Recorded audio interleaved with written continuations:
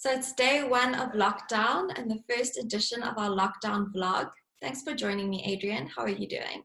To be with you, Jason. Thanks for suggesting this this initiative. It's a great way to connect. I wish it was under easier circumstances or better conditions. And of course, as we start this first video of our 21-day series, we've been met with the really sad news of the first South African deaths. I suppose that was, if anything, it was inevitable. It was really just a matter of time before we got that news, tragic as it is. Yes, that's true.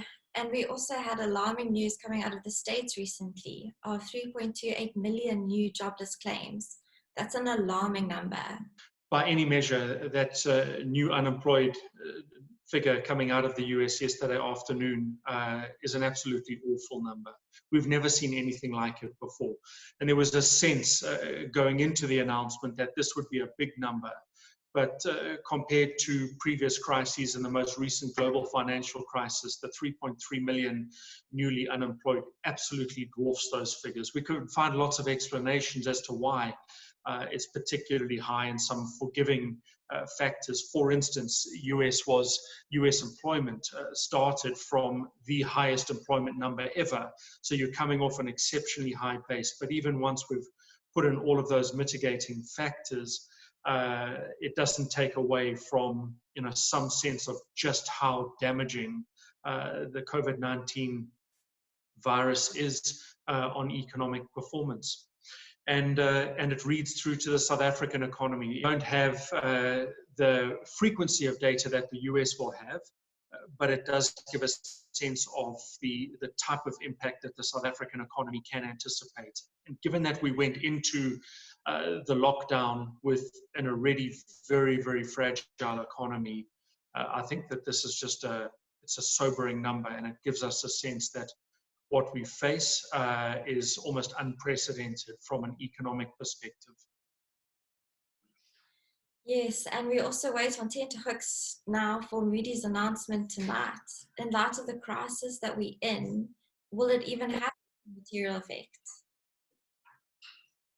Yeah, so Moody's timing couldn't be worse. There's probably at least two schools of thought on this. The one is that Moody's is going to be sort of forgiving, that they will recognize the broader global context. And if they consider that our circumstances changed dramatically and it hasn't been a result of our doing, there could be a degree of forgiveness or accommodation in the Moody's statement. Having said that, the other school of thought is that our fiscal circumstance, our government budget and government debt circumstance has gone from stressed to now deeply concerning, and that it's hard to see how we in any shape or form deliver on the fiscal promises that were proposed in the reading of the budget. And if you read it that way, South Africa should be downgraded by Moody's later this evening. But all said and done, I'm going to argue to you that it's largely academic, for the simple reason that capital markets have priced South Africa as sub-investment grade for quite some time. The bond market, credit default swaps, the currency market have all priced South Africa as if the ratings agencies had put us into sub-investment grade some time back. What it doesn't take away from is the fact that this is going to add a degree of pain and injury to an already deeply troubled social and economic circumstance. So given these challenging times, what are you doing personally and as a business owner to prepare yourself for the next season coming out of this? Jess, I think it would be flippant to argue that, well, A, we saw this coming, and B, we've got everything we need. I've been managing money for the better part of 30 years, and over those 3 decades, I haven't seen this type of volatility, nor have any of my colleagues. This volatility and the cocktail of capital market distress with economic challenges is unprecedented. at least one barometer is the US VIX, which measures volatility. And the higher the VIX number goes, the more distress it signals. Global financial crisis, the VIX got to 60. Normally it trades around 20. It got up to 60. And in the last 2 weeks, VIX has been at 90. We simply haven't seen those numbers before. So we're not alone, when we suggest these are incredibly challenging times. What I can tell you is that from an operational perspective, we were fully prepared. The company's been working remotely. Cannon Asset Managers team has been working off-site for the better part of 2 weeks. And now in lockdown, we're entirely remote. We had an investment meeting this morning on Zoom.